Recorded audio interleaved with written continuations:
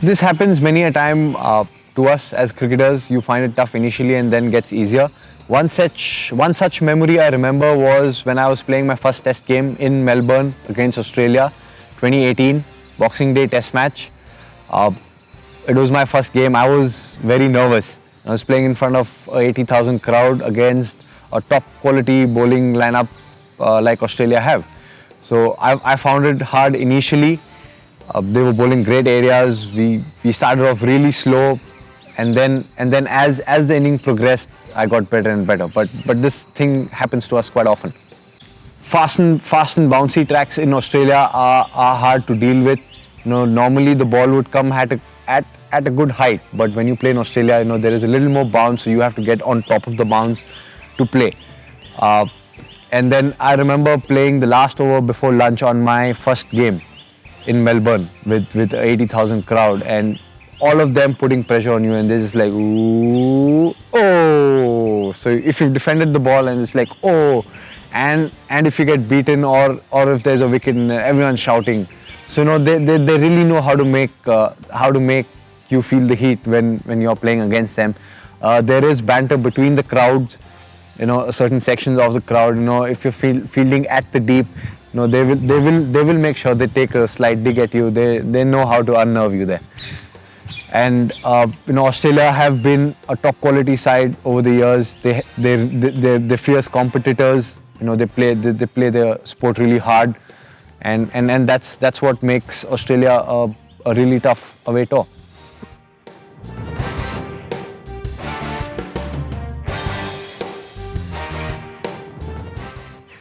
The basics of a forward defense would be simple.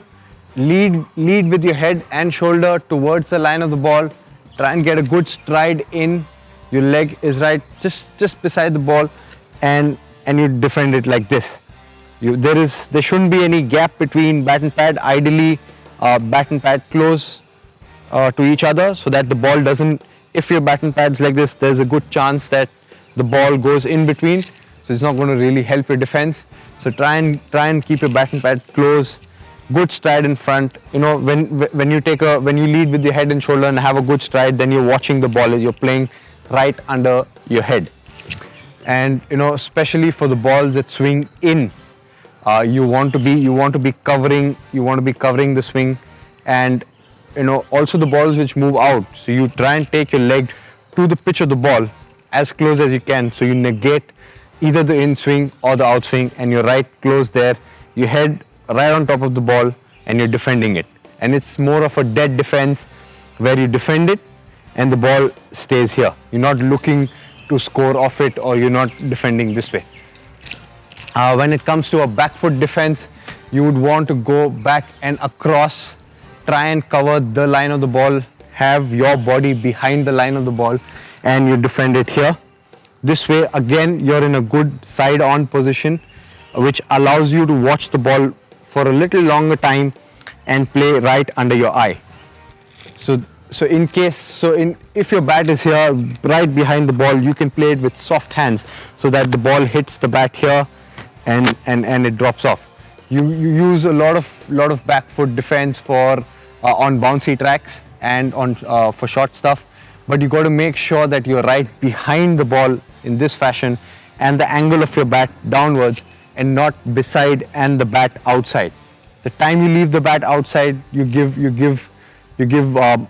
more face to the ball to take an edge and go back. So you want to be getting right across, behind, and playing right under your eye. You're not looking to score off it.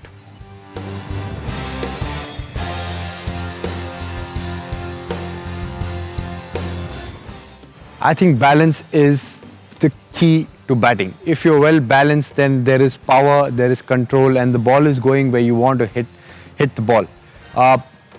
Ideally, you would like to have a good stride when you're playing, so that you reach closer to the pitch of the ball. It doesn't allow the ball to deviate or do too much. And since you're closer to the ball, you're in a better position to put in power. And when you're in a better position, you can definitely get more control. So you want to go right close to the pitch of the ball and then hit it right under your eye, so that you get power and control. and your balance. So you don't want to be too short where your bat is going in front of your body, and that's when you lose balance and you go ahead. Or you don't want to be taking such a big stride forward that your head is back and you're playing the ball like this instead of playing the ball like this. So balance becomes a key, and the bigger the stride, the better, but it has to be measured, it has to be balanced. You cannot overstep and then have your head back. Then the angle of your bat is going to be behind. A lot of chances for the ball to go in the air, and you won't have as much control.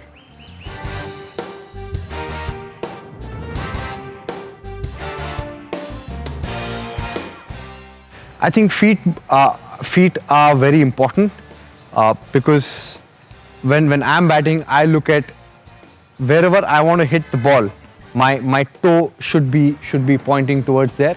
That helps me be in good positions and helps me generate power.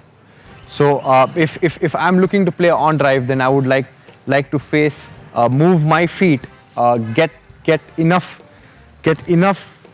strength from my legs and transfer it to my upper body. Because if I'm here, it's going to be hard for me to get power. But if I'm in a good position, I've brought out my leg, I'm more stable, I can generate more power and more control. So for me, moving the feet is important, and also the toe towards the direction of where I want to hit. So if I'm hitting on drive, I'm going to be looking to get my toe and leg here. If I'm hitting a cover drive, I would ideally take my leg across and toe where I want to hit the ball.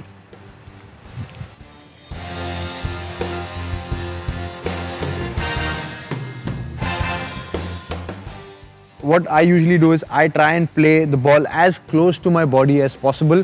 One, because I get good control. Two, because then I know I've negotiated the swing and the movement. So if I can take my leg to the pitch of the ball and get as close on seaming conditions, because on seaming conditions the ball tends to do a little more off the wicket. So you want to negate that. So you want to get closer, and you want to play right under your eye. So if it is under your eye and it swings, you just keep your bat there, you will get beaten or you will miss the ball. But if your bat is, if you're not taking your leg and your head close to the ball, you're just planting your foot and then you're just fending and searching for the ball, and that makes it a little more harder for you to control and gives more chances for the bowler to get you out caught behind.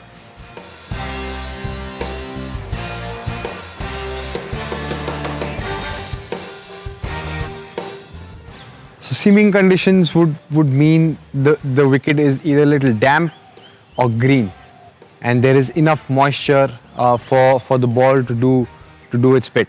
On a seaming conditions, I would try and play the ball as close to my body as possible, whether I'm playing front foot or back foot, and wait for the loose balls. And I would have an aggressive mindset, but aggressive mindset in terms of my footwork. So I'm positive that I'm going to the ball and negating the swing and the seam, or I'm going back and across and really getting behind the line of the ball. On seaming conditions, I would be a little wary. Give that little time.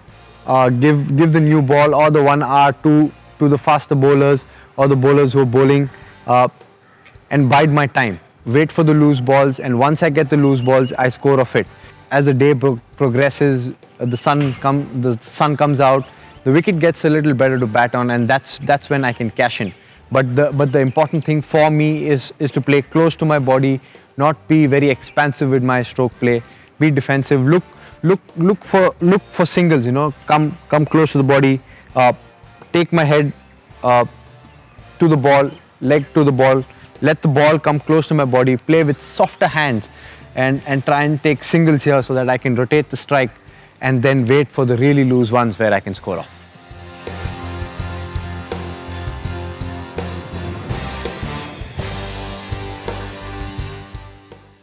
Shadow practicing is very underrated. It is a very, very key and important factor if you want to master any stroke. So shadow practicing depends on, it actually goes down to muscle memory. So if I'm doing something which is not correct, I want to do repetitions of shadow practice. So if I'm playing a straight drive, I want to do good repetitions of straight drive. With the shadow practice, the body it gets into the muscle memory for the body to replicate when the actual action has to happen. So shadow practice is very effective because it goes to your muscle memory, that is your subconscious mind, and doing it right when you're doing shadow practice, and a lot of it actually helps you master a particular stroke and helps you get better at it, helps you execute it better with more confidence. I actually do a lot of this drill in the practice. So I create 6 boxes, chalk it down, and when the person is throwing the ball, so at the time of release, I say box number 1, 2, 3, 4, 5, 6. So that's when I know I'm actually reading the ball really well. I'm picking the length early, reading the line and the length of the ball, and then saying the number aloud, so that when the ball actually pitches and happens, I know, okay, did I get the right number? And I'm not guessing, oh, is it going to be here, or is it box 2, is it box 3? So just practicing some of it. Initially it is hard, but it really helps you to take better decisions, because you're gathering a lot of information at the point of release as to where the line is and where the length is. And once you get those information, you can really address the ball better, because the more information you have, the better chances of you addressing the ball better and playing it better.